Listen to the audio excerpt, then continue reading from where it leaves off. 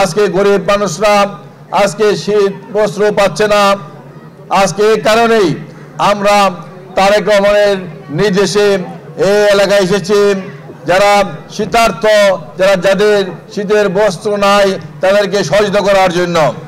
প্রিয় সাথী বন্ধুরা, এর কারণ বিএনপি সব সময় জনগণের পাশে থাকে, বিএনপি সব সময় জনগণের সেবা করার জন্য চেষ্টা করে।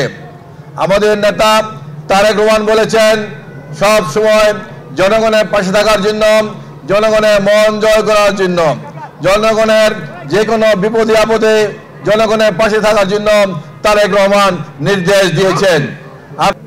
এই গত 16 বছর শেখ হাসিনা পরিবারের মধ্যে যারা এই কথা বলেছে তাদেরকেই সারা বাংলাদেশের 64টি জেলায় মামলা দিয়ে তাদেরকে ব্যাপক নির্যাতন, নির্মমভাবে নির্যাতন করেছে।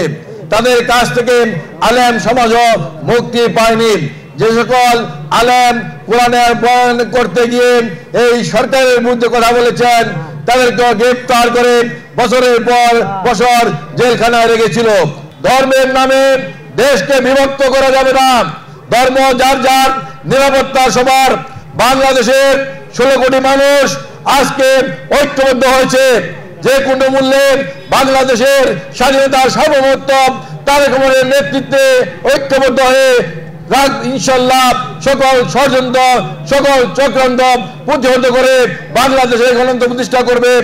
যারা বিডিআরের 57 জন বাংলাদেশের সেনা কর্মকর্তাকে হত্যা করেছে, যারা শাপলা চত্বরে কোরআনের পাখিদেরকে হত্যা করেছে, অবিলম্বে তাদেরকে গ্রেফতার করে বিচারের আওতায় আনতে হবে।